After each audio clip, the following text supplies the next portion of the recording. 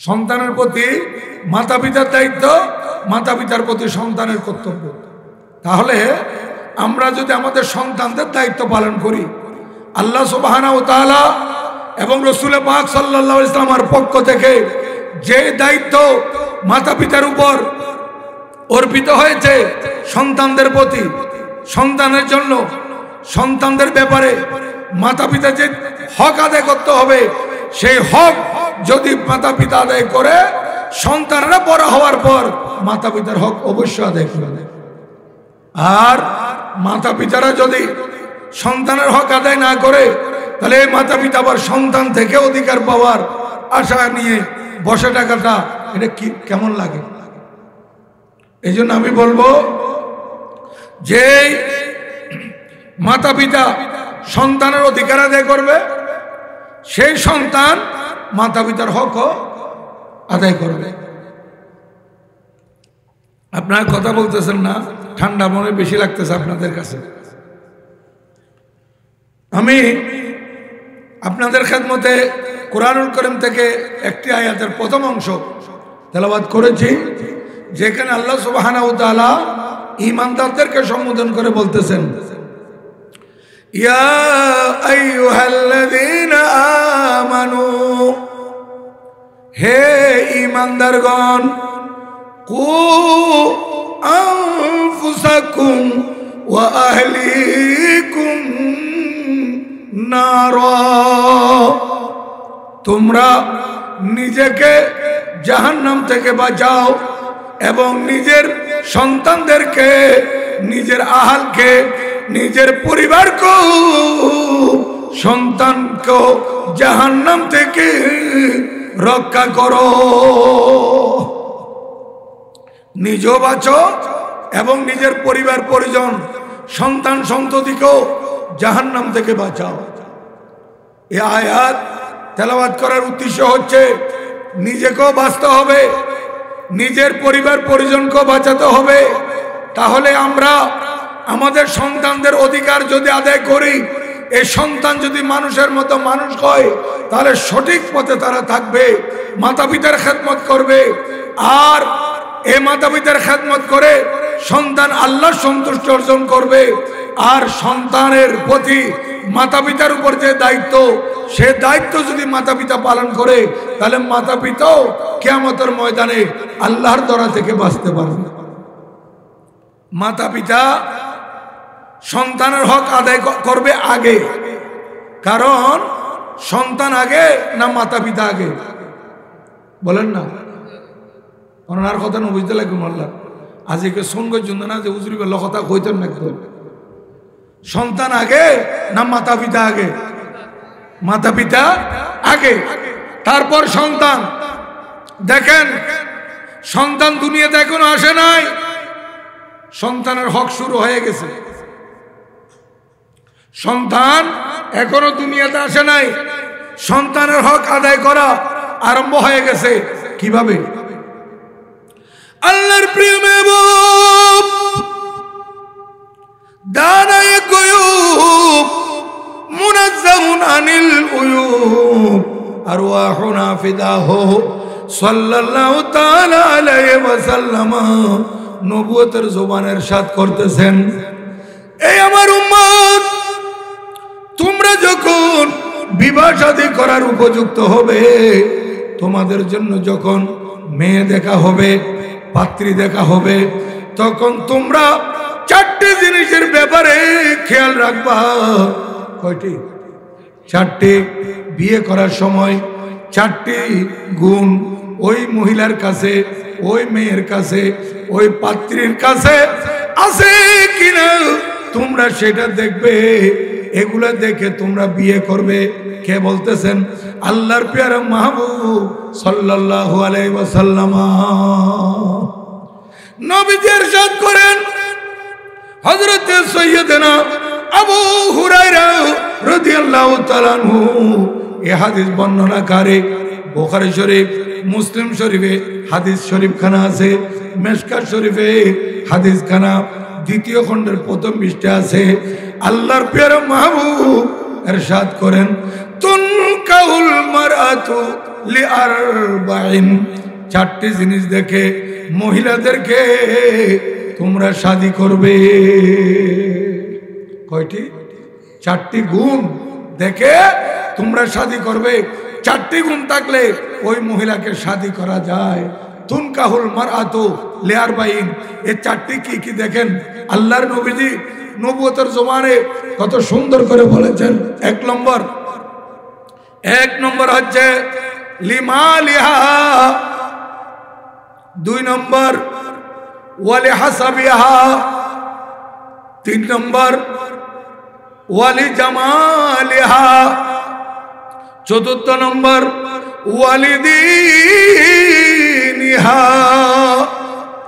নবীজি ইরশাদ করেন এই চারটি গুণ পাত্রীর ভিতর আছে কিনা দেখবে। পাত্রীর ভিতর এই গুণগুলা থাকলে তোমরা শাদী করতে পারো, কোনো বাধা নাই।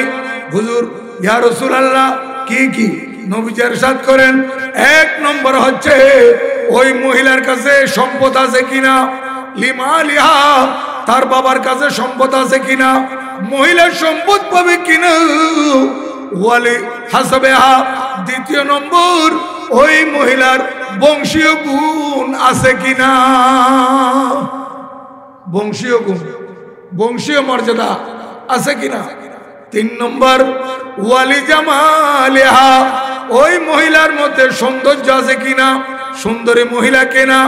ওয়ালিদিনহা, 4 নম্বর হচ্ছে ওই মহিলার মধ্যে দিনদারি, পরহেজগারি, খুদাবিরুতা ওই মহিলার ভিতরে আছে কিনা, মহিলা আল্লাহওয়ালা কিনা, ওই মহিলার নামাজ আদায় করে কিনা, ওই মহিলা কোরআন শরীফ তেলাওয়াত করে কিনা, ওই মহিলা রোজা রাখে কিনা, ওই মহিলা পাক্কা সুন্নি ঈমানদার কিনা, এটা দেখতে হবে। এই চারটি গুণ মহিলার মধ্যে থাকলে আল্লাহর নবীজি ইরশাদ করেন উম্মত তোমরা ওই মহিলাকে শাদী করো। কয়টি গুণ? চারটি। 1 নম্বর সম্পদ মহিলার কাছে আছে কিনা, 2 নম্বর বংশীয় মর্যাদা আছে কিনা, 3 নম্বর সুন্দরী কিনা, 4 নম্বর দিনদার পরহেজগার আল্লাহওয়ালা কিনা।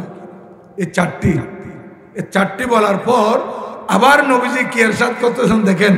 আমার নবীজি এই চারটি গুণ বলার পর আবার বলতেছেন ফাসফার বেজাতিদ্দিন, এই আমার উম্মত ওই মহিলার মধ্যে 4টি গুণের কথাও আমি নবীজি তোমাদেরকে বলেছিলাম।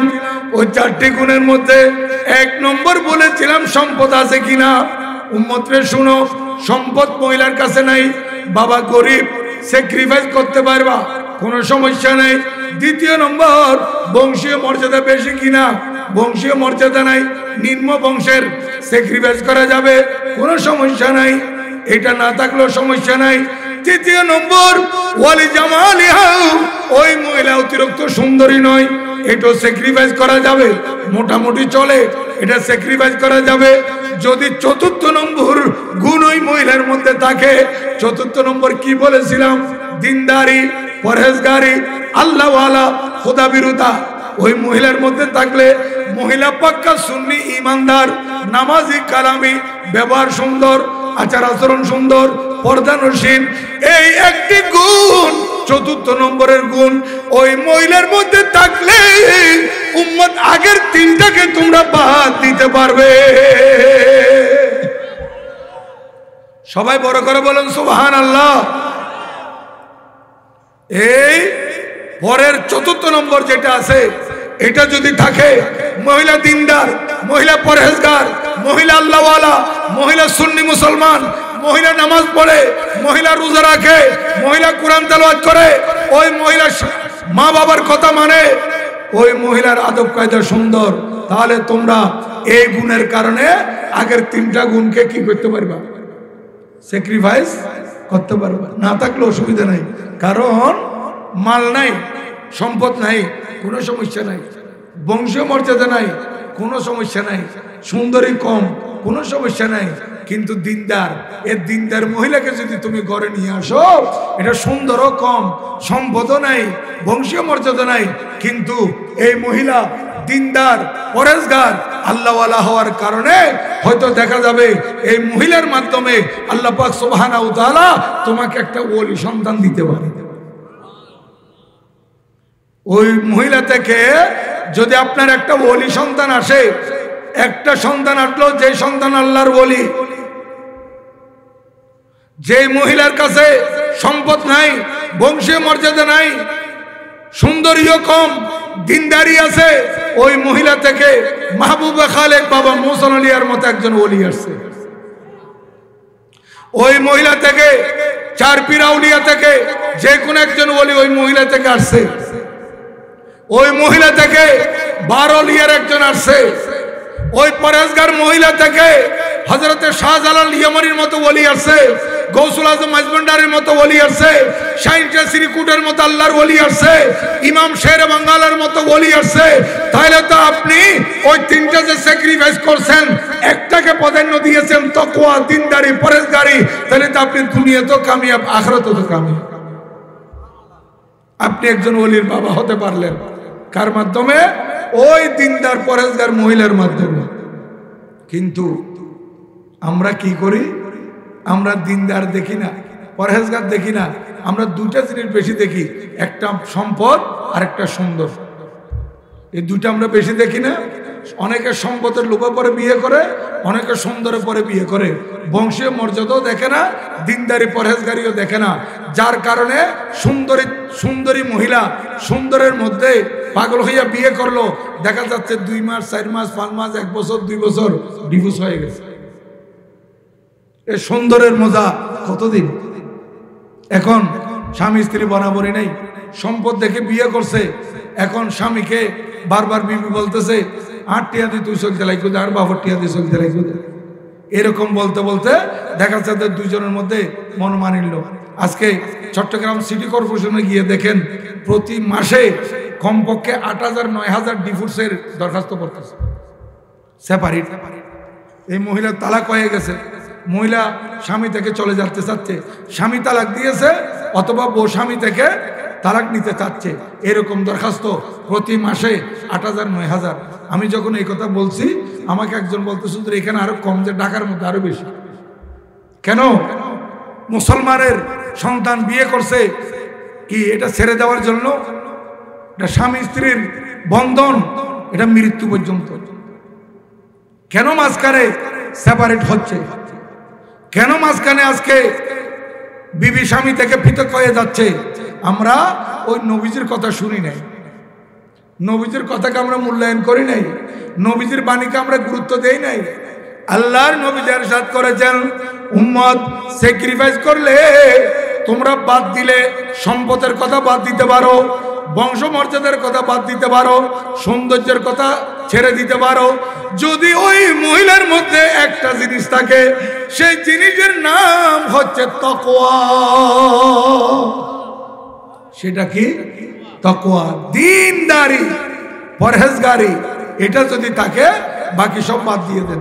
আজকে গৌসুল আজম দস্তগীরের মতো, শাহিনশাহ বগদাদের মতো এত বড় মহান ওলি, উনি তো আসমান থেকে টপ করে পড়েন নাই, উনিও তো মা বাবার মাধ্যমে আসছেন, নাকি?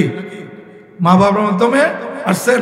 আপনারা শুনেছেন আমার বরপিসা হুজুরের আব্বা জানের কথা, হযরতে আবু সালেহ মুসা জঙ্গি দোস্ত রহমতুল্লাহ আলাই, উনি ওই আপেল যে বেঁচে যাচ্ছিল, ঘটনা বলা উদ্দেশ্য নয়, আপেল খাওয়ার পর ওনার ভিতরে আসছে, হারে যদি বা নদী দিয়ে ভেসে ভেসে যাচ্ছে, কিন্তু এই আপেলটা কোনো না কোনো বাগানের ফল। তালাশ করতে করতে বাগান পেয়ে গেলেন। এই বাগানের খোঁজ নিয়ে দেখতেছেন এই বাগান হযরত আব্দুল্লাহ সোমেই রহমতুল্লাহ এর বাগান। কার বাগান? হযরতে আব্দুল্লাহ সোমেই রহমতুল্লাহ এর বাগান। এখন ওনার কাছে গেছে, হচ্ছে 12 বছর বাগানের খেদমত করতে হবে, 12 বছর বাগান দেখাশোনা করতে হবে, তারপর আপনি যে আমার ফলটা খাইছেন আমি মাফ করব, মাফ করব। 12 বছর গেল, বলতেছে 12 বছর হয়েছে, ঠিক আছে, কিন্তু আমি মাফ করবো, আরেকটা কন্ডিশন আছে। কি? আমার একটা মেয়ে আছে অন্ধ, বোবা, বধির, ল্যাংড়া, লুলা, এই মেয়ে বিয়ে করতে হবে, তারপর আমি মাফ করে দেব। বলে আমার কেমন আল্লাহওয়ালা, তো ওনাদের ঘরে পর পিসা বছর না আসবে, কার করে আসবে? বিয়ে শাদী হয়ে গেল।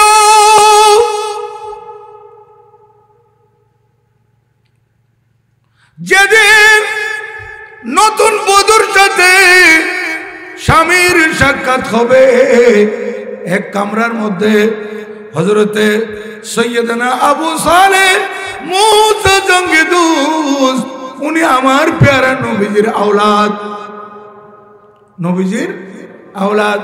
যখন কামরার ভিতর গেলেন, দেখতেছে অন্ধ নয়, একজন মহিলা যিনি বসে আছে উনি তাকিয়ে আছে ওনার দিকে। কালো নয়, কুশ্রী বিস্ত্রী নয়, রূপসী, একেবারে পুরো রুম আলোকিত করে রাখছে চেহারার নূরে। দেখা যাচ্ছে ওনার পাও ভালো, হাতও ভালো। এসব দেখে উনি বেরিয়ে চলে আসছেন। উনি মনে করলেন আমি কোন অন্য মহিলার ঘরে ঢুকে গিয়েছি মনে হয়। শাশুর তো বাইরে দাঁড়িয়ে আছে। বাবা কি ব্যাপার? ও আমার শাশুর জান, আপনি বলেছিলেন এমন মেয়ে আপনার, যে মেয়ে লুলা, ধরতে পারে না, ল্যাংড়া, হাঁটতে পারে না, অন্ধ, চোখে দেখে না, বধির, কানে শুনে না, বোবা, কথা বলতে পারে না, সুন্দরী নয়। কিন্তু শ্বশুর আব্বা, আমি যে কামরায় গেলাম ওই কামরার মধ্যে এক রূপসী সুন্দরী মহিলাকে দেখলাম, যার হাতও ভালো আছে, পাও ভালো আছে। আমি মনে বেগানা মহিলার কাছে চলে গিয়েছি। হুজুর, শ্বশুর আব্বা, এই কারণে আমি আবার বেরিয়ে চলে আসছি। হযরতে খাজা আব্দুল্লাহ শমী রহমতুল্লাহ বলতেছেন, বাবারে, ও সৈয়দ আবু সালেহ মুসা জঙ্গি দোস্ত, যে কামরার মধ্যে তুমি প্রবেশ করেছো, ওই কামরা যে মহিলাকে দেখেছো, সেই মহিলার সাথে তোমার আগদ হয়েছে। ওই মহিলায় তোমার আগদ করা বিবি।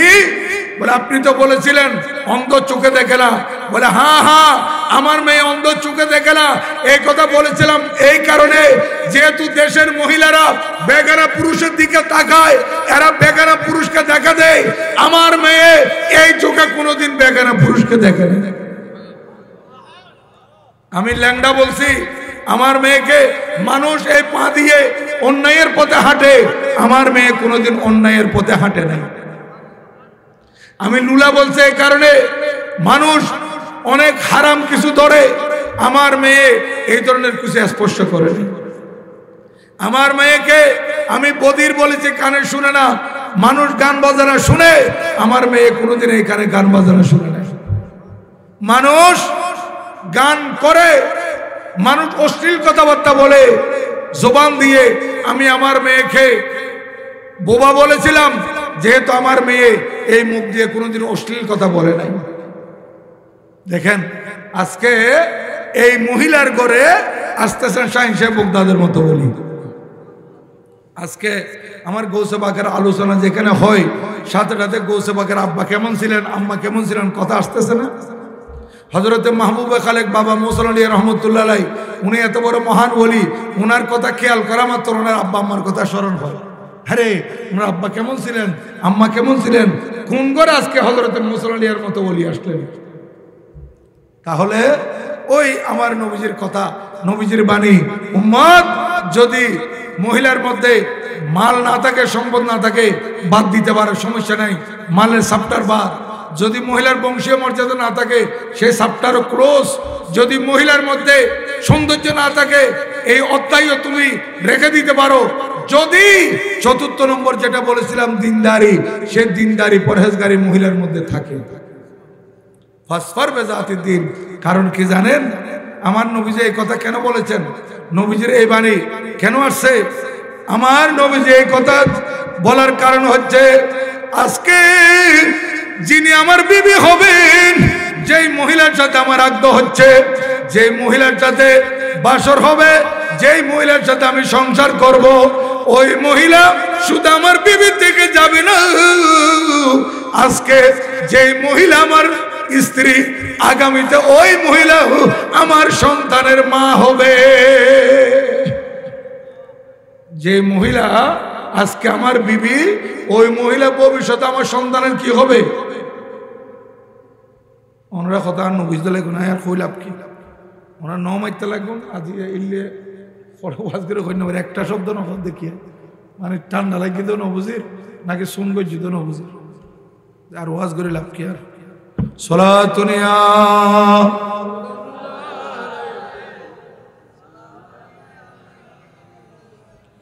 दर दिले मुस्लिम मकामे मुस्तफास्त आबरूए माजना में मुस्तफास्त तो सलातुनिया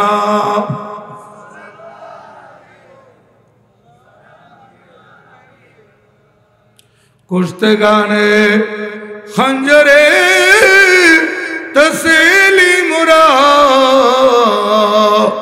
हर जमाज गैब जाने दीगराज तो सलातुनिया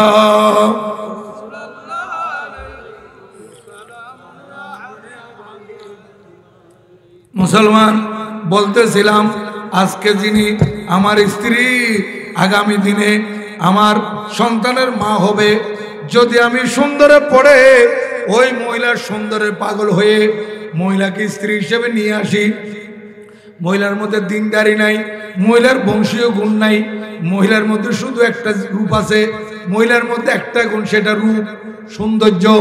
আমি সৌন্দর্যের পরে এই মহিলার সৌন্দর্যে আমি পাগল পারা হয়ে বিয়ে শাদী করলাম।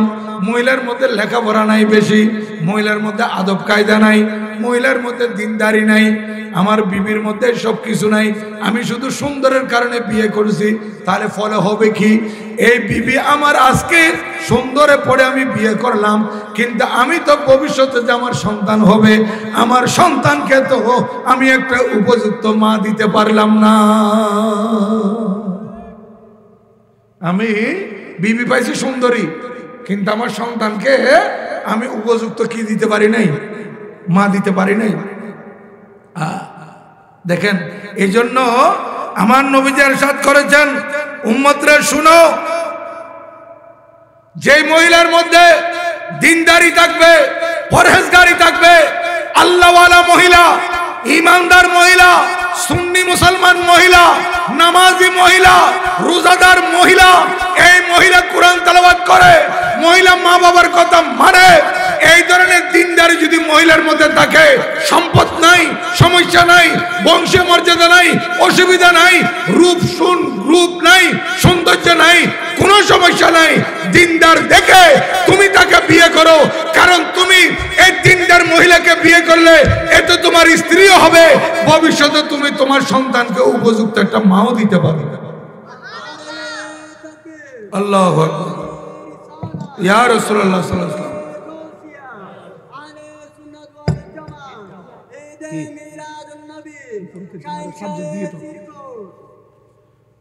মুসলমান আল্লাহর প্যারা মাহবুব সাল্লাল্লাহু তাআলা আলাইহি ওয়াসাল্লাম ইরশাদ করতেছেন, উম্মত, তুমি তোমার বিবি যাকে বিয়ে করে এনেছো, তোমাকে চিন্তা করতে হবে তুমি তোমার সন্তানকে উপযুক্ত মা দিতে পেরেছো কিনা।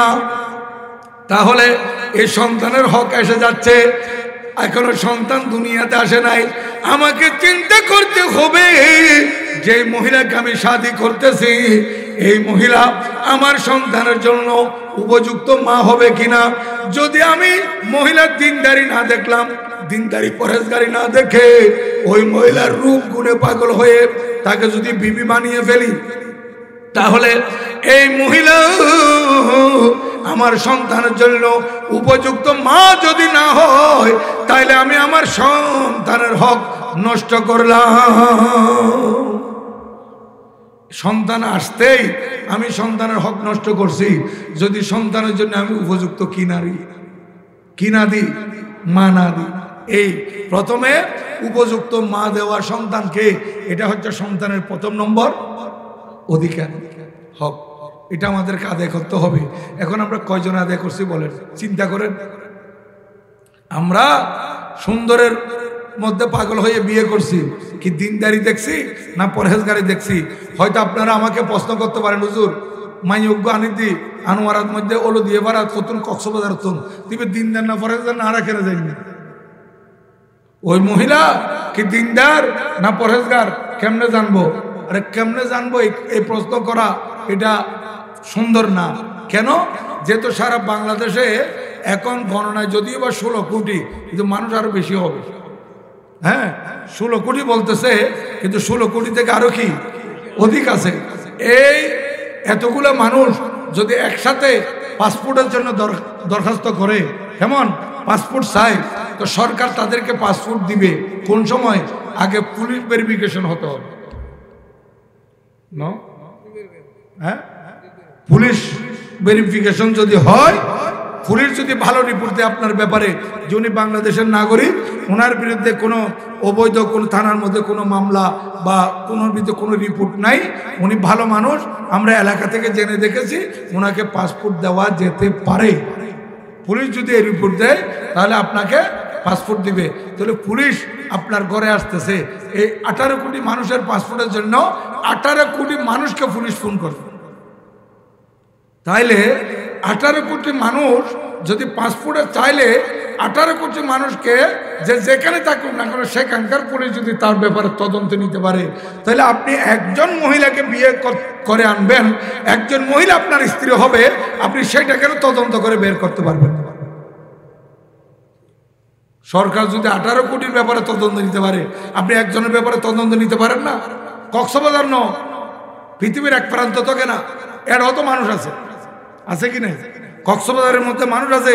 আপনি যাবেন, আপনি এই একজনকে আপনি পার্টনার বানাবেন, এই যে ব্যবসায়িক পার্টনার, এ কেমন, এটা নিয়ে আপনি তদন্ত করেন, মানুষ থেকে রিপোর্ট নেন, আত্মীয় স্বজন থেকে রিপোর্ট নেন, অমুকুল্লাহ শেয়ারে ব্যবসা করতাম স্যার, মানুষের লেনদেন কেন বালা আছে কিনা ইয়ের ফুসত তুলতেরন উগ্র মাই পারে অনর্গরত আনিবেন দে ইবে পরহেজগার না দিনদার না, এই এলাকার মানুষ তুন ফুসল লইতে পারেন না, কারণ এলাকার মানুষের কাছে ফুসল লইলে ইতারা কই তার ইতারা ঘরের খবর, আশেপাশের খবর, প্রতিবেশীর খবর জানা না না জানা,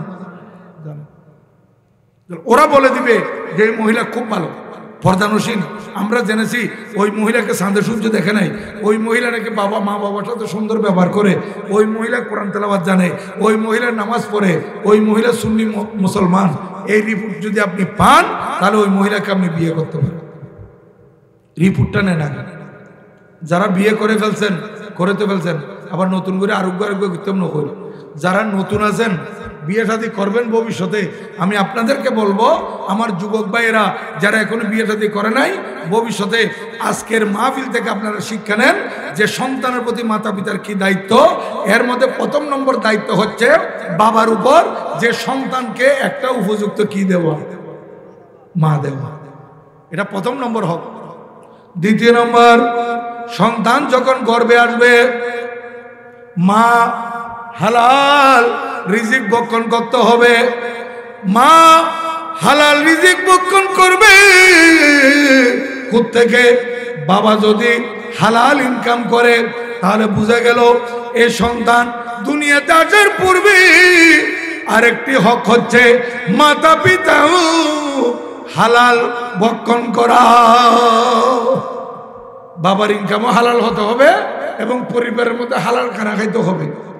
এখন আমরা কয়জন আছি হালাল ইনকাম করতেছি?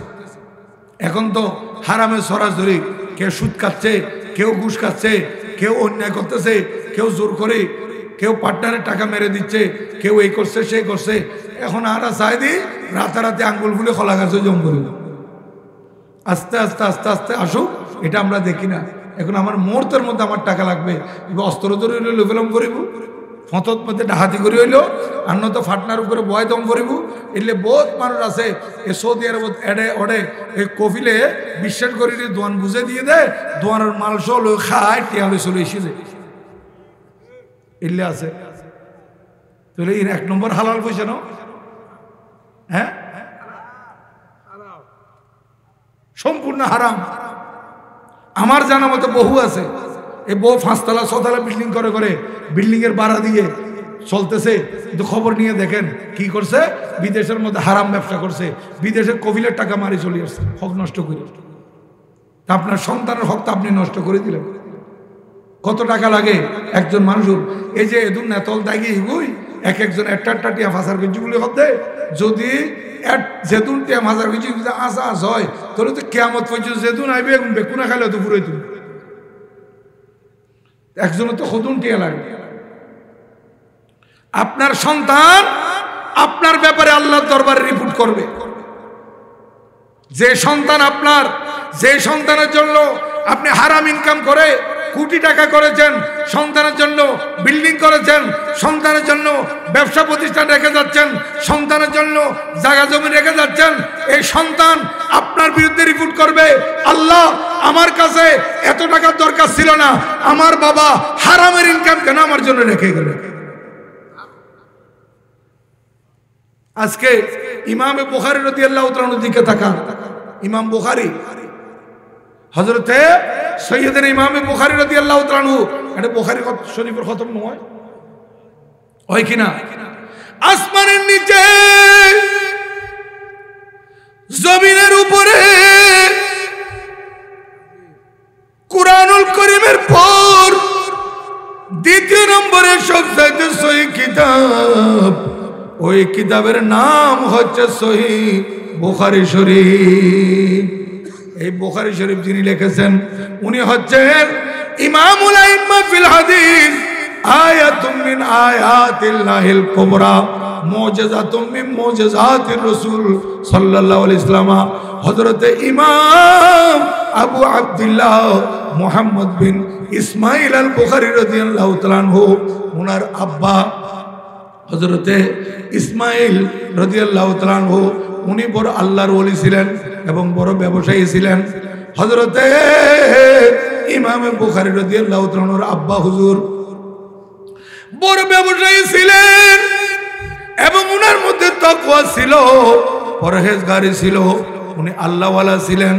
এবং উনি যখন ইন্তেকাল করতেছেন তখন বলতেছেন, আমি দুনিয়া থেকে চলে যাচ্ছি, আমার এক বিবি এবং আমার দুই সন্তান আমি রেখে যাচ্ছি।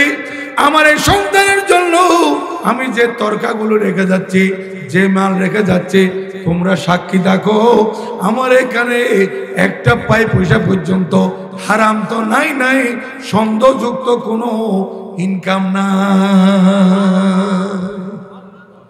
দেখেন গ্যারান্টি সহকারে বলে গেছেন ইমামে বুখারী রাদিয়াল্লাহু তাআলা আনহুর আব্বা হযরতে সৈয়দনা ইসমাইল আল বুখারী রাদিয়াল্লাহু তাআলা আনহু, উনি বলতেছেন আমার এখানে হারাম তো নাই, মুস্তাবা সবার কোনো কিছু নেই, এটা হালাল না হারাম এরকম সন্দেহ একটা জিনিস আছে না, বলতে সন্দেহ নাই, আমি যা রেখে যাচ্ছি 100% সবকিছু হালাল।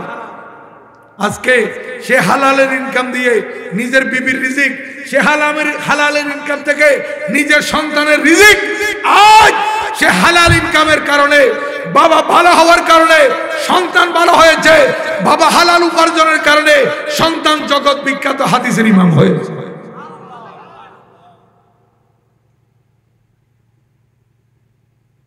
কিন্তু আমরা কি করতেছি, আমার সন্তানের জন্য টাকা লাগবে, ডাকাতি হোক, চুরি হোক, মাজ্জে পয়সা হোক, এগুলো লই আমি মারা গেলাম আর আমার সন্তান ওই ফতপথে ডাকাতি করতেছে। দেখেন হযরতে আল্লামা মুবারক রহমতুল্লাহ আলাইহি, উনি একজনের কাছে কর্মচারী ছিলেন, এক পয়সাওয়ালার কাছে ওনার বিশাল এক বাগান ছিল।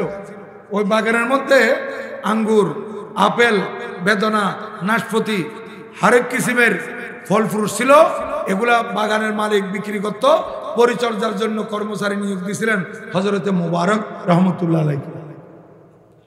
হযরতে মুবারক উনি তখন বিয়ে শাদী করেন নাই, টাকাটা একজন যুবক, খুব সুন্দর দেখতে, অনেক মায়া লাগে। এই যুবক কর্মচারী কেন পেটের দায়ে এই পয়সাওয়ালার বাগানের পরিচর্যা করতেছেন, পানি দিচ্ছেন, সাফ সাফাই করতেছেন, আপেল আঙ্গুর বিক্রি সিরে সিরে বিক্রি করে মালিককে পয়সা এনে দিচ্ছেন। একদিন ওই মালিকের এক বন্ধু মালিকের বাগানের মালিকের কাছে বেড়াইতে আসছে। আসার পর দুই বন্ধু মিলে কুশলাদি জিজ্ঞাসা করতেছে, খোশ গল্প করতেছে। আর হযরতে মুবারক যিনি কর্মচারী ডাকলেন, বলতেছেন, দোস্তরে এ আমার কর্মচারী, বাগানের দেখাশোনা করে, লোকটা ভালো, ছেলেটা ভালো, ঠিক আছে। ওই মুবারককে বলতেছে, মুবারক তুমি আমার বন্ধুর জন্য মিষ্টি থেকে আপেল নিয়ে আসো, ভালো আঙ্গুর নিয়ে আসো। হযরতে মুবারক বাগান থেকে আপেল এবং আঙ্গুর নিয়ে আসছেন। দেখা গেল মালিক প্রথমে আঙ্গুর মুখে দিয়া চেহারাকে বাংলার ফাঁসের মতো করে ফেলছে। কি দে খাট্টা ঠক মুখে দেওয়ার চাপ দিতে ওনার চেহারা বিগড়ে গেছে, চেহারা রং পরিবর্তন হয়ে গেছে টকের কারণে। কিরে এরকম? বলে হ্যাঁ। এই মুবারক, তোমাকে না বলছি মিষ্টি থেকে আনার জন্য? আমার বন্ধুর জন্য এগুলো কি আনছো? এগুলো তো টক চুকা, আমার বন্ধু কেমনে খাবে? আবার নিয়ে আসো। আবার গেছে, আবার আনার পর মালিক প্রথমে মুখে দিছে, দেখতেছে আবারও ফ্রুট কি চুকা টক। আবার রাগান্বিত হয়ে গেছে। তোমাকে কয়বার বলবো, আমার বন্ধু সবসময় আসে না, অনেক পয়সাওয়ালা বন্ধু, কোটিপতি, শিল্পপতি, তুমি এগুলো কি আনতেছো?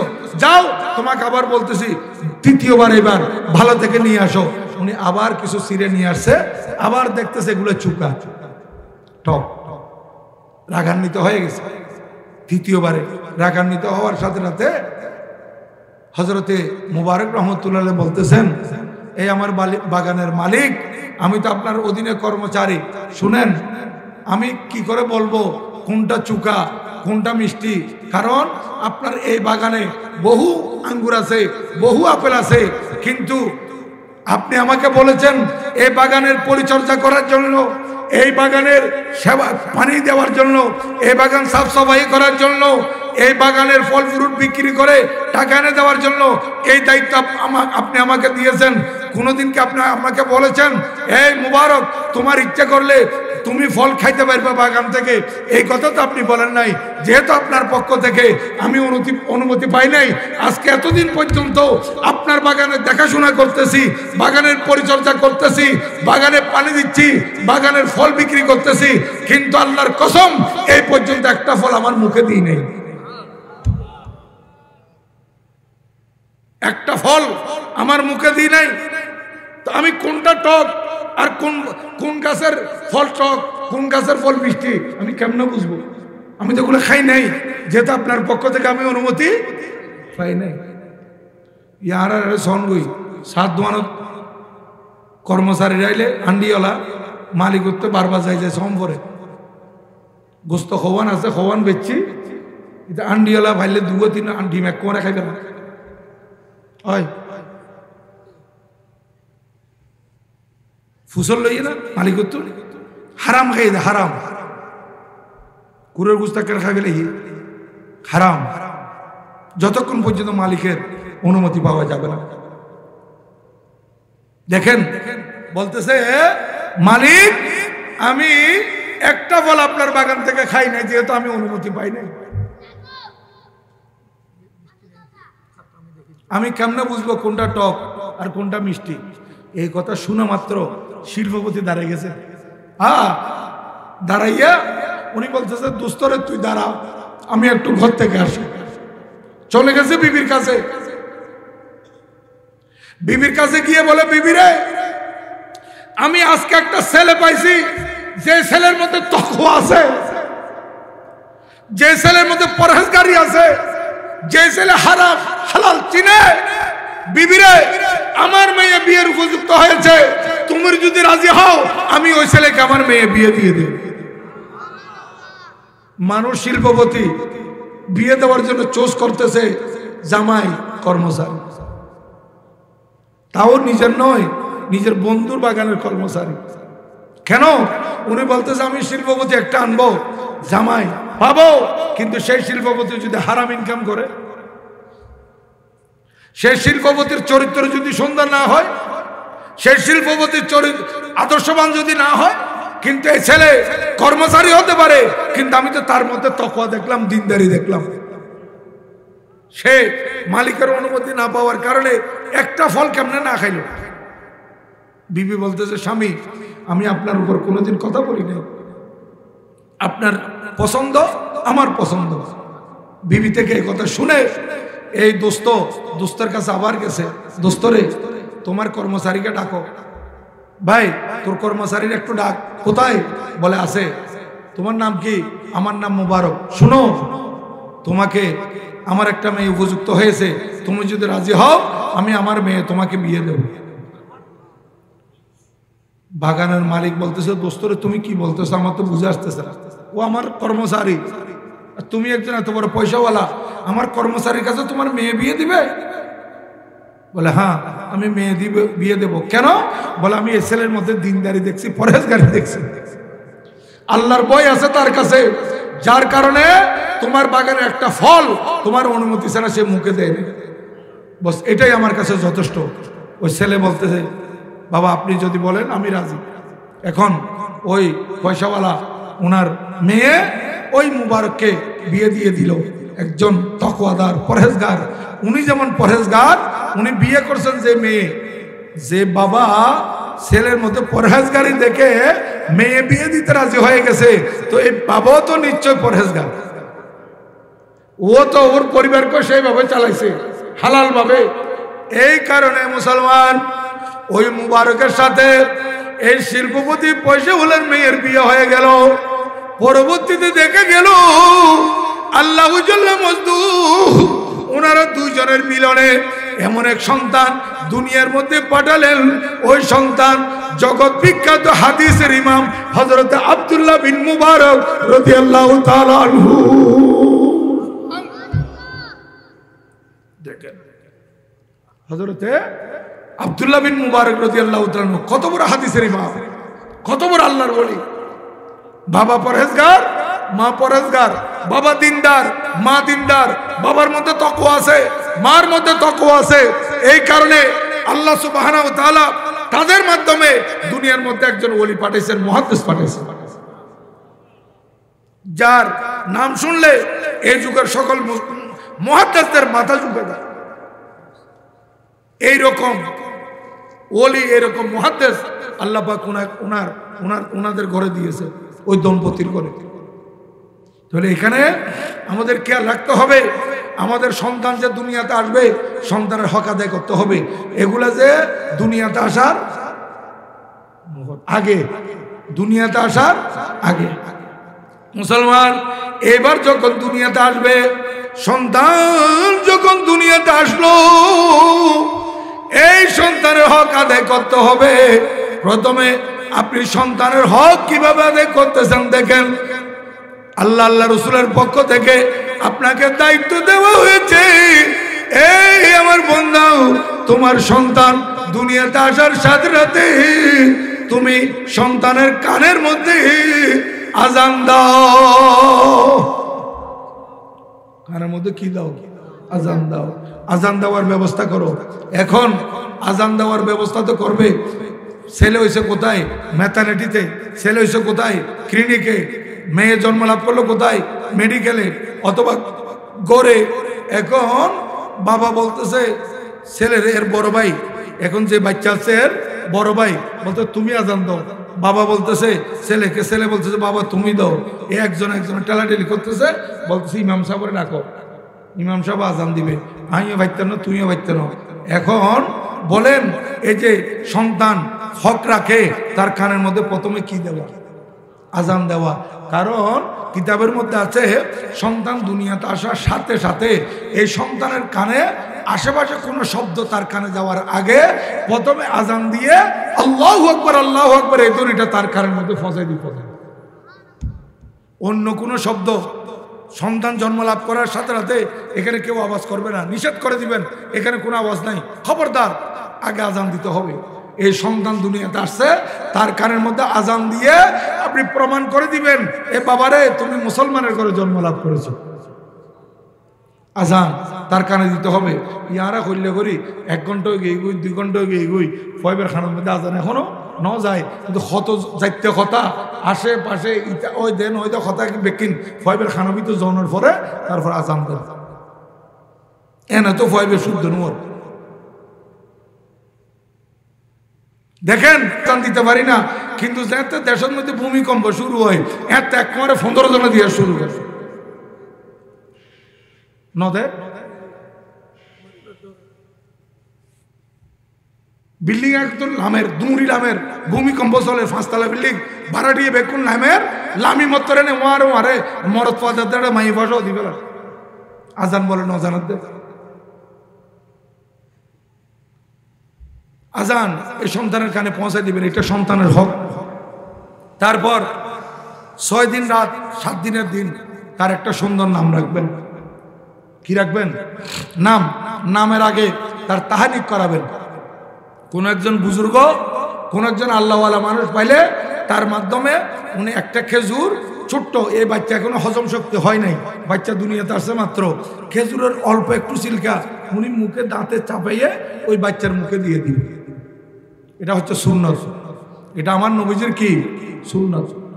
কথা বলতে গেলে অনেক লম্বা হয়ে যাবে, আমি সেদিকে যাচ্ছি না।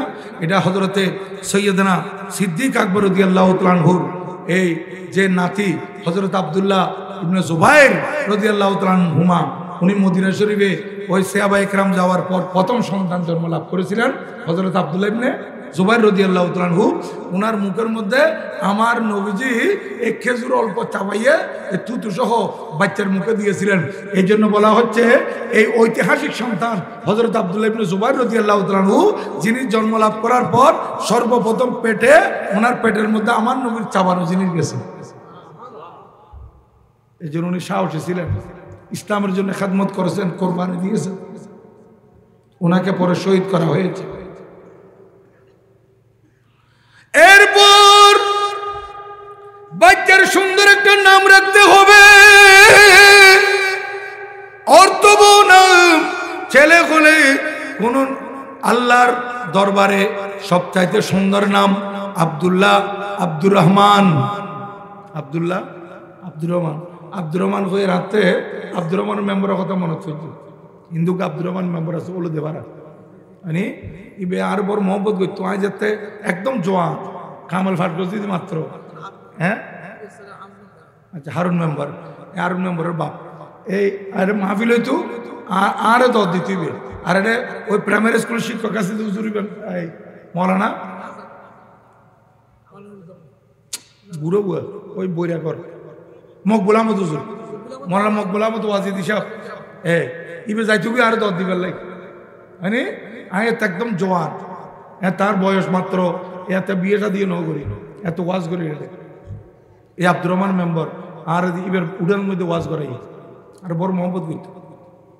যাই হোক, এই আব্দুর রহমান, আব্দুল্লাহ এই নামগুলা হচ্ছে আল্লাহর কাছে সবচাইতে বড় প্রিয়। তো আব্দুল্লাহ, আব্দুর রহমান নাম প্রিয়, ঠিক আছে। তাহলে আব্দুর রহমান, আব্দুল্লাহ এই 50 যদি আব্দুর রহমান 60 যদি ভয় বেকুন আব্দুর রহমান এলাকা ভিতর ক্যাঙ্গুরি রাখবে মানে তাহলে উগ্গা আব্দুল্লাহ, উগ্গা আব্দুর রহমান, তাহলে আল্লাহর 99 নাম নু আছে। এই নাম হলো মিলাইয়ে নে আব্দুল দিয়ে নে আল্লাহর বন্দা হিসেবে নাম রাখবেন, নতুবা আল্লাহর নবী হলর আম্বিয়া ইকরামের নাম হলো মিলে নাম রাখবেন।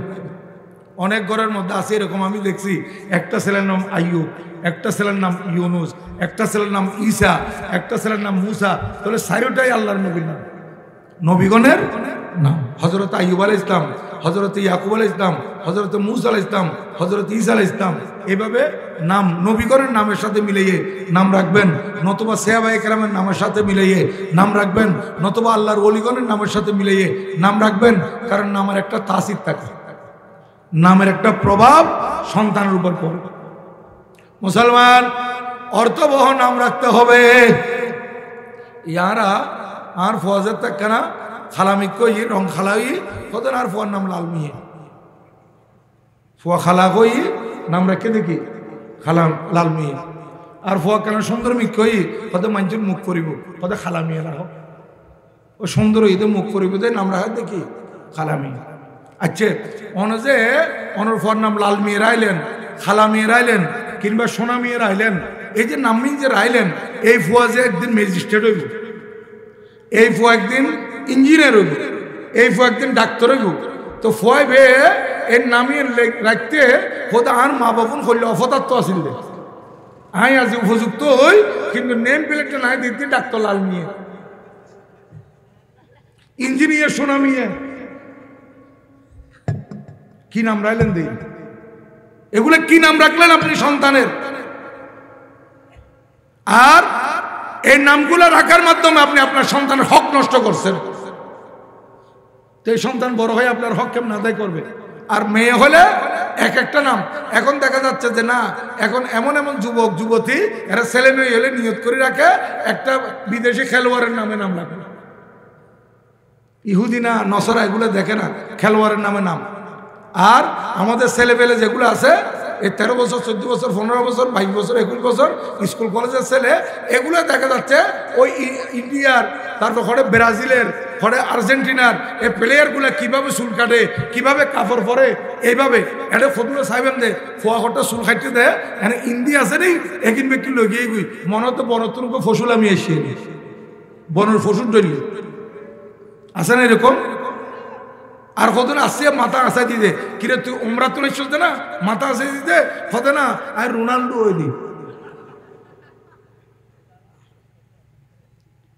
আফসোস। যারা যুবক খেয়াল রাখো, যারা এই কাজ করতেছো, একটা নসারা, একটা খ্রিস্টান, একটা ইহুদি সে ভালো খেলে, তার মতো তুমি চুল কাট দিলে, হেয়ার কাট তার মতো করলা, সে যেরকম জামা পরে তুমিও পরলা। তুমি কি জানো তুমি মুসলমানের ছেলে হয়ে একজন ইহুদিকে অনুসরণ করার কারণে, একজন নসারাকে অনুসরণ করার কারণে কিয়ামতের ময়দানে তোমার হাসর তার সাথে হবে। ওকে হিন্দু পেলে আর ইতের মতো অনেক খর ফেললেন, ইতের মতো অনেক ড্রেস ফেললেন, ইতের মতো চুল কাটিলেন, কিয়ামতের ময়দানে দুইয়ের মারে হাসরে বুঝে এত বুঝিবেন ঠেলা।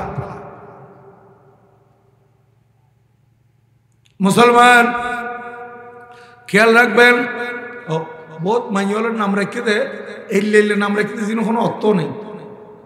আর উগ্র দিলেন তো ফফি, ফফি নাম রাখে না, পপি, পপি, পপি মানে কি জানেননি? অনেক ডায়রি উল্লেছেন পপি মানে কুকুর ছানা, কুত্তর বাচ্চারই। এখানে মানুষের গাইল দিয়ে দেখো আর কুত্তর বাচ্চা কইলে ইয়ার নিজের বাচ্চার নাম রাখি তো ফফি, ফফি ইকাই তলি ব্যাখ্যা স্ট্যান্ডার্ড করে হয়ে দিলে কুত্তর বাচ্চা ইকাই ইয়ে ন হয়ে দিলে কুকুর বাচ্চা যদি হয় কুকুর ছানা, নামর অর্থ যদি কি হয় কুকুর ছানা, তো ফফি ইকাই মানে কি কি হয়ে দেয় এই কুকুর ছানা ইকাই নিজের পরে নিজে কুত্তর বাচ্চা হদ দিয়ে নাম দিয়ে নেই, ইয়ের একটা নাম। এটা আপনি কি নাম রাখলেন? আপনার সন্তানের হক আপনি নষ্ট করলেন। মুসলমান সুন্দর নাম রাখবেন, অর্থবহ নাম রাখবেন, ছেলে হোক মেয়ে হোক ভালো ভালো নাম আছে এইগুলো রাখবেন। হযরতে সুমাইয়ার নামে নাম রাখবেন। আমার নবীজির বিবিগণের নাম কত সুন্দর সুন্দর নাম, এগুলোর নাম রাখবেন। সাহাবা ইকরামের মধ্যে অনেক মহিলা সাহাবী আছে, ওনাদের নামের সাথে নাম মিলিয়ে রাখেন। এই মহিলা পরহেজগার হবে, দিনদার হবে, আল্লাহওয়ালা হবে। তাহলে আপনি সন্তানের যদি একটা ভালো নাম রাখেন, আপনি সন্তানের আরেকটা হক আদায় করলেন। এরপর 7 দিনের দিন, না পারলে 14 দিনের দিন, তাও যদি না হয় 21 দিনের দিন, এই 3টা দিনের মধ্যে যে কোনো একদিন বেঁচে এই সন্তানের আকিকা দিবেন। কি দিবেন? আগে কয় দিনের দিন?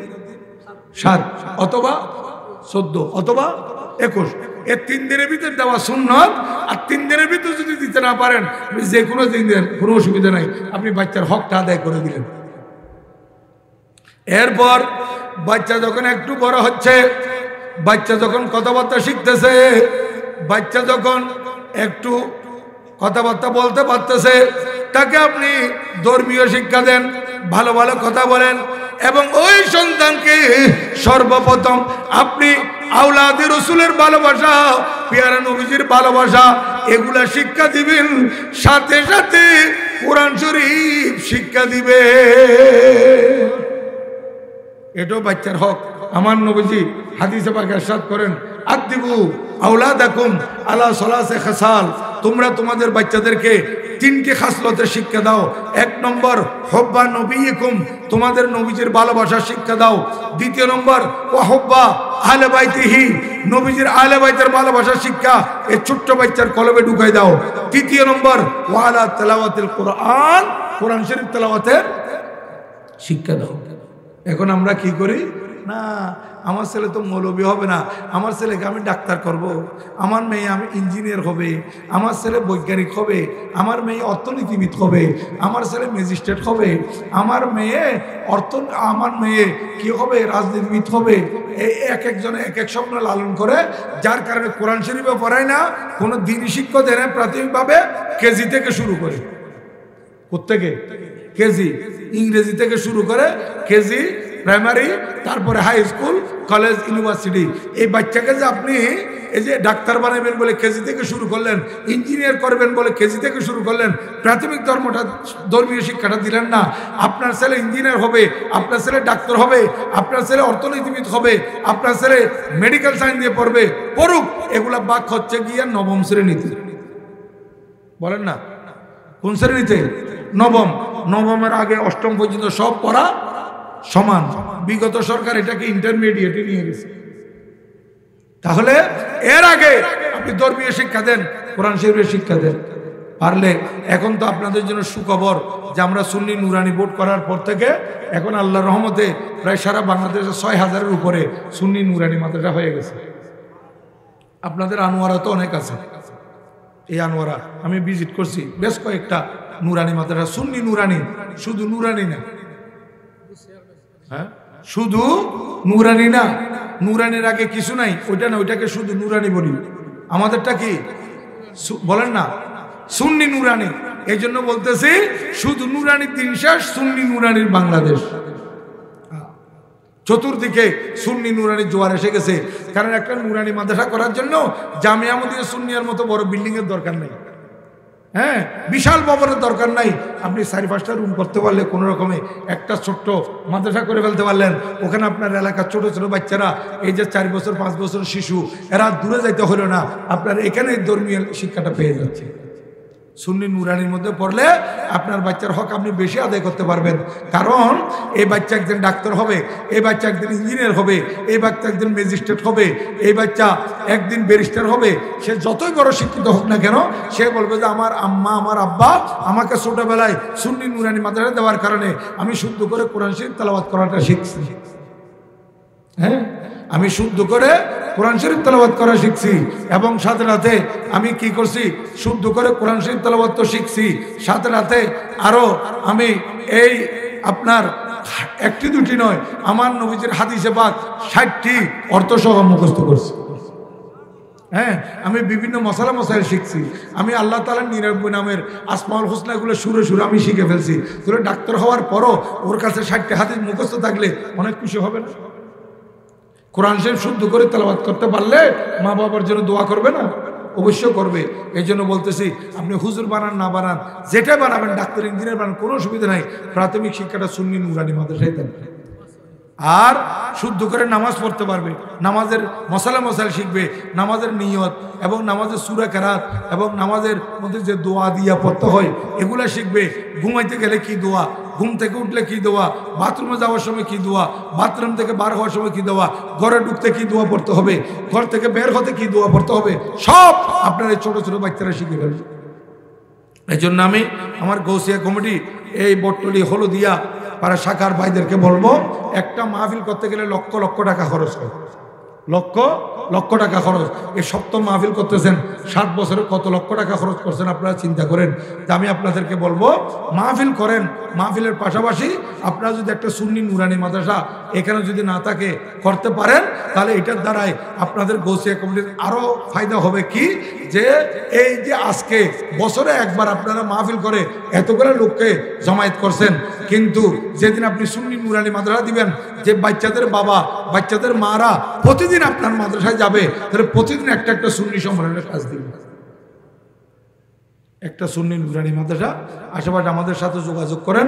আবার সুন্নি নুরানি মাদ্রাসা পড়াইতে গেলে প্রশিক্ষণপ্রাপ্ত শিক্ষক লাগবে। প্রশিক্ষণপ্রাপ্ত শিক্ষক দিয়ে পড়াইলে অল্প দিনের মধ্যে বাচ্চারা অনেক কিছু শিখে ফেলবে। তো আমি এদিকে আর বেশি লম্বা বলতেছি না, যেহেতু মা বাবার হকের ব্যাপার আছে, ওইদিকে আমাকে কিছু বলতে হবে। এই জন্য আমি আপনাদের খেদমতে আরজ করব, আপনারা প্রত্যেকে একটা জিনিস খেয়াল রাখবেন যে আপনাদের সন্তানদেরকে আপনারা যে হকগুলো আছে এগুলো আদায় করেন। এই হক যদি আপনারা আদায় করতে পারেন তাহলে আপনারা দুনিয়াতেও কামিয়াব, আখিরাতের মধ্যেও কামিয়াব।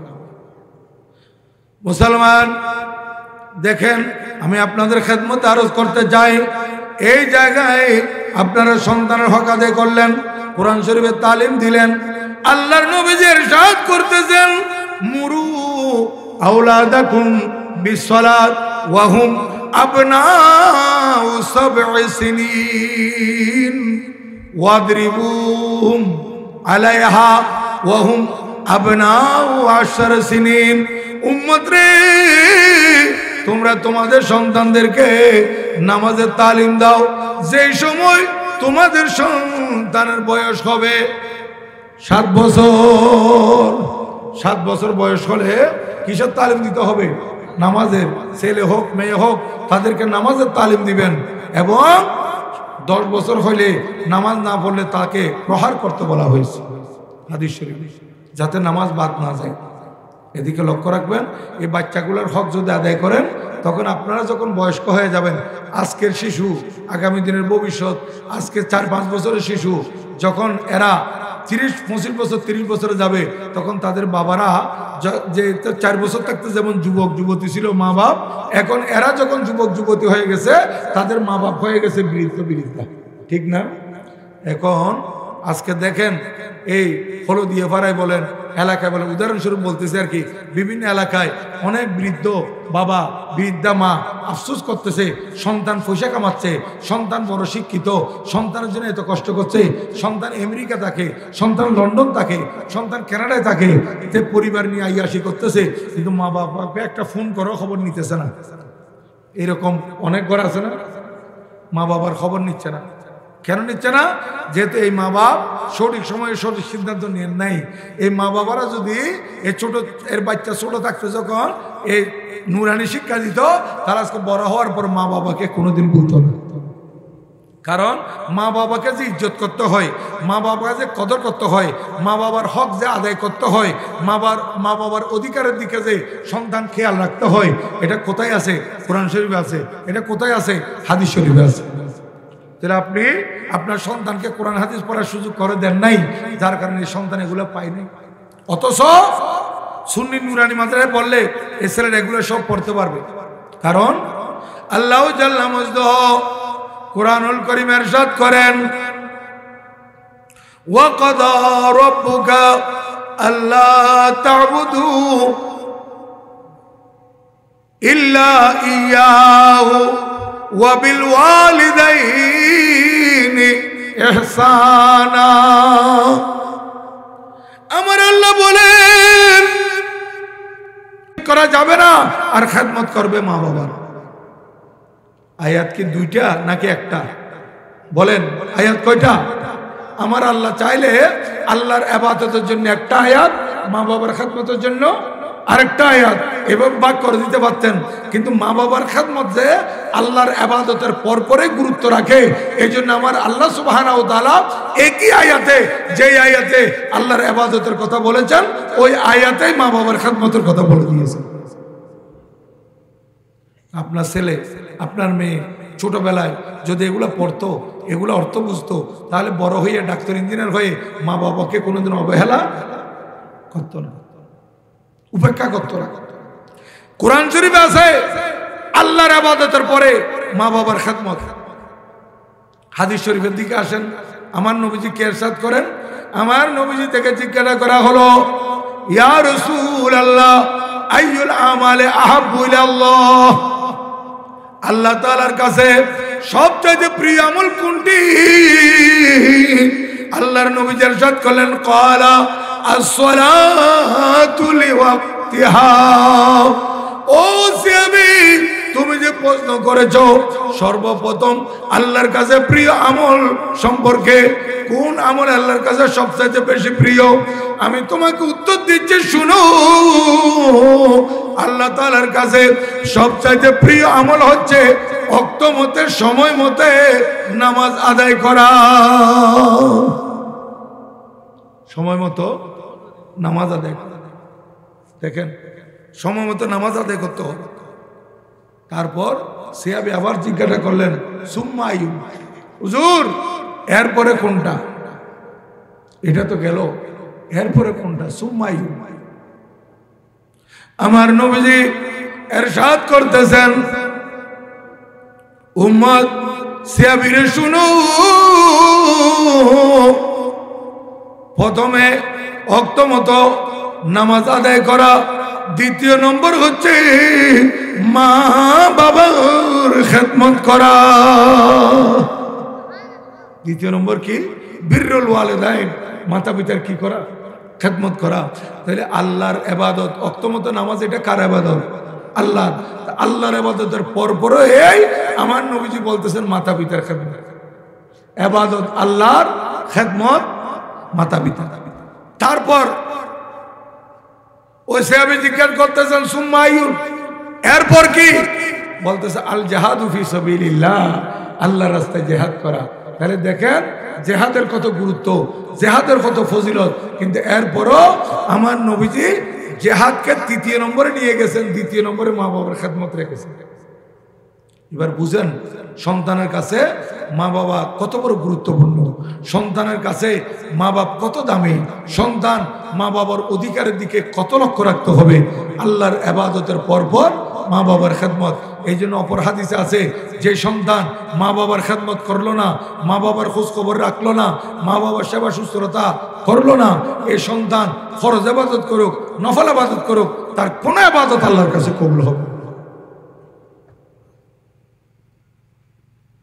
মা বাবার খেদমত যদি না করে। তাই আমি আপনাদের খেদমতে বলবো এই হাদিস শরীফগুলা পড়ানো হয় কোথায়? ওই সুন্নি নুরানি মাদ্রাসায় এবং দাখিল মাদ্রাসায়। কমপক্ষে দাখিল 10ম পর্যন্ত পড়ান, সায়েন্স নিয়ে পড়ে 9ম থেকে। তারপর ডাক্তার হবে, ইঞ্জিনিয়ার হবে, ব্যারিস্টার হবে, আর্টস নিয়ে পড়বে, কমার্স নিয়ে পড়বে, সায়েন্স নিয়ে পড়বে, অর্থনীতিবিদ হবে, সাংবাদিকতা নিয়ে পড়বে, জার্নালিস্ট হবে, এক একটা না এক এক দিকে যাবে। কিন্তু ছোটবেলা যে এগুলা পড়ছে এরা যত পরে হোক মা বাবার খেদমত কোনোদিন ভুলবে না। হজরতে জাহেমা যারা ফটে আরে ন হয়তো আরে কইলে আইতো নলইত নলইতে আমি জানি 12টা কই না 2টাই 3টাই আর ওরা নিজম করে আর তো ন হয় আর ফয় দিয়ে দে আর কইতে শুধু আবুল কাসেম ফজল হকের কথা আর কত এবার পরে হুজুর অনেক করিবেন না আমার যার পরে শেষ ইয়াডাই উনি দিয়ে আরেকজন আছে ইবের মানে এখনো সময় সহজে নলই দিলে এটা আগ দিয়ে এবার সারিকের মাঝখানে বাইতে ওয়াজ করে দেখতাম আই সারি দিও 8 টাইম আই সারি দিম আইলে আইবে নোয়াইলে না সে নাই তোমার এবার রানির তারা নিছ 10 মিনিটের ভিতর নইলে আই সারি দিয়ে না আই উড়ে যাই সলাতুনিয়া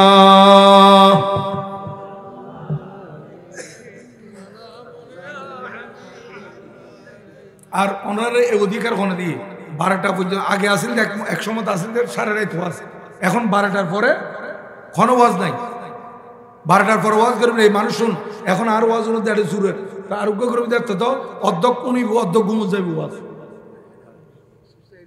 হ্যাঁ হ্যাঁ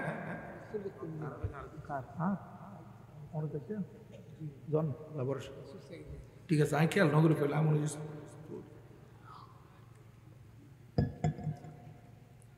তাই আমি বলতেছিলাম হযরতে জাহেমা রাদিয়াল্লাহু তাআলা আনহু আসছেন আমার নবীজির দরবারে নবীজির সাহাবী হযরতে জাহেমা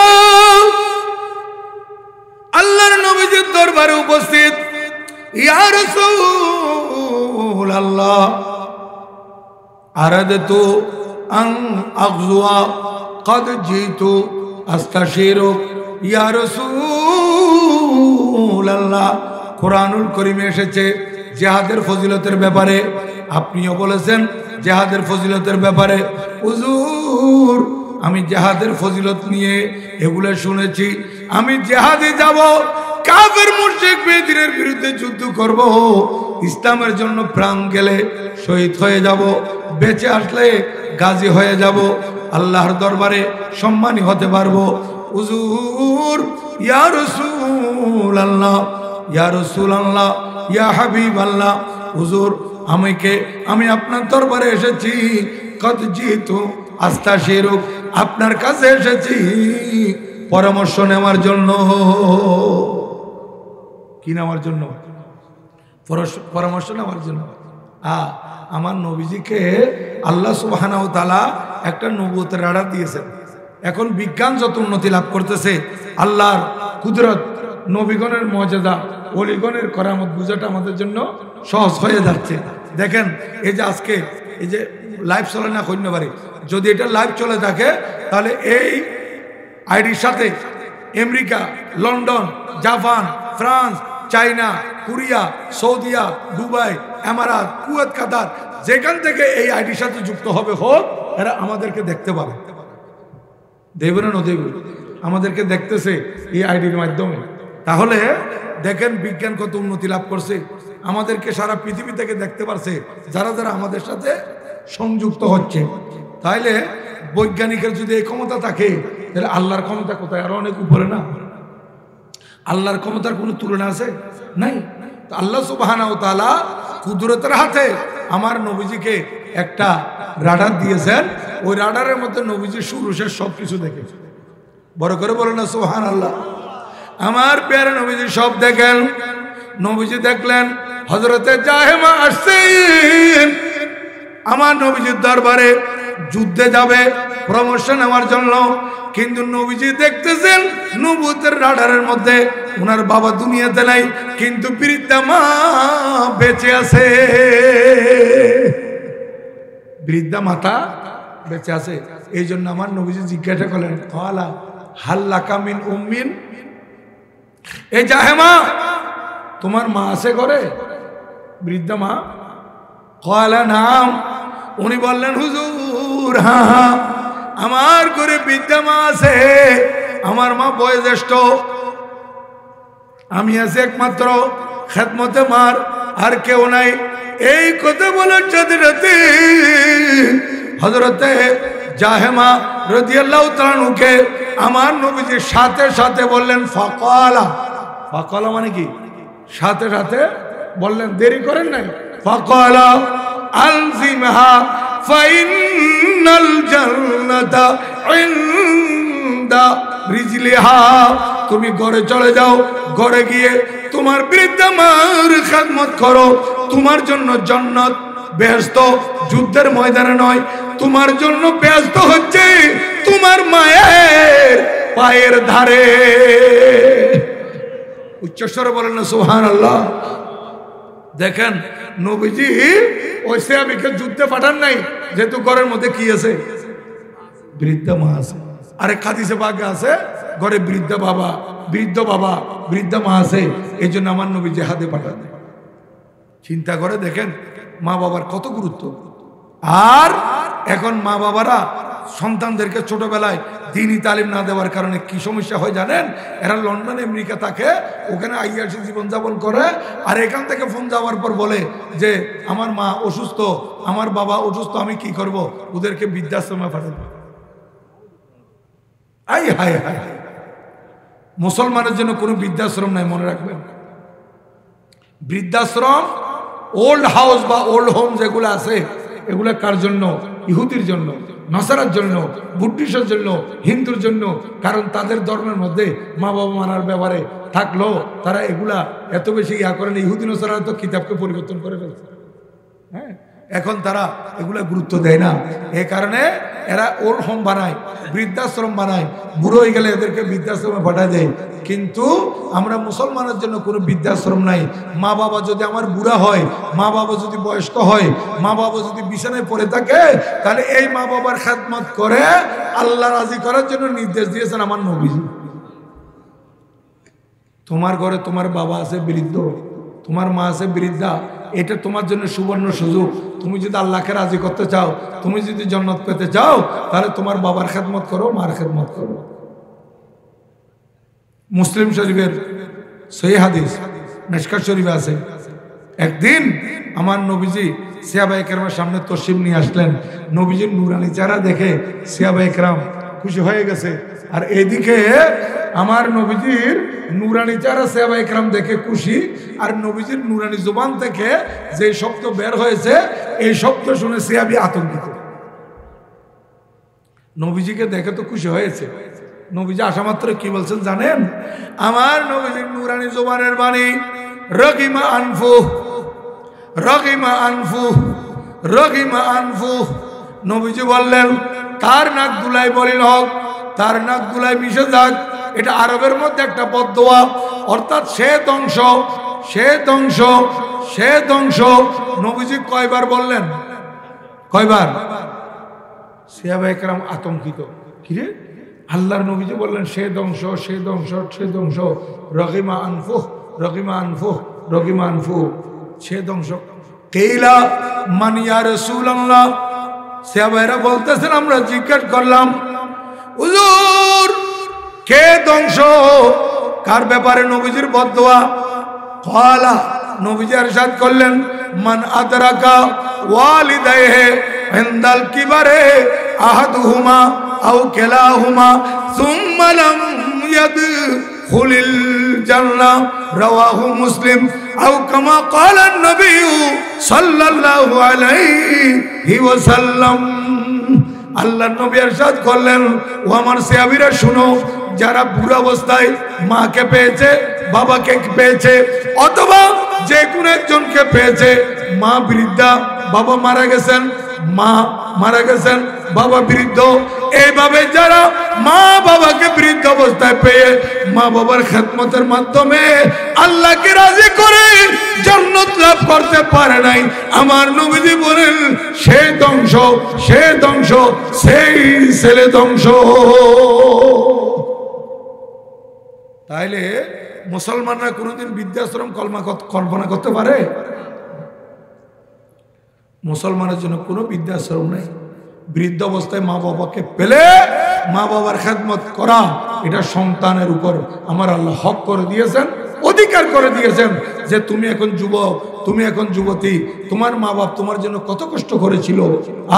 তোমার বাবা তোমার মুখে হাসি ফোটানোর জন্য নিজে ঈদে কাপড় নেয় নাই, তোমার জন্য কাপড় আনছে। যে আমার ছোট্ট বাচ্চা, পার্শ্ববর্তী ছেলেরা বের হলে নতুন জামা পরে, আমার ছেলের কাছে নতুন জামা না থাকলে আমার ছেলে মন ছোট করবে, আমার কাছে পয়সা না থাকতে পারে, আমি খরচ করে হলো আমার ছেলের জন্য জামা কিনে আনবো। মা কত কষ্ট করেছে, বাবা কত কষ্ট করেছে।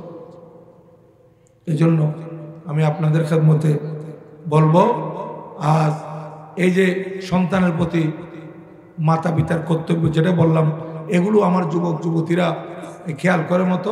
ছোট ছোট বাচ্চা আসলে যাদের ঘরে এখন সন্তান আসতেছে কিংবা আল্লাহ পাক ভবিষ্যতে দিবে, এদের হকগুলো আপনারা আদায় করবেন, আর এরা বড় হলে আপনাদের হক আদায় করবেন। আল্লাহ পাক সুবহানাহু ওয়া তাআলা এই মাহফিলকে কবুল আর মঞ্জুর করুক। সবাই বলুন আমিন।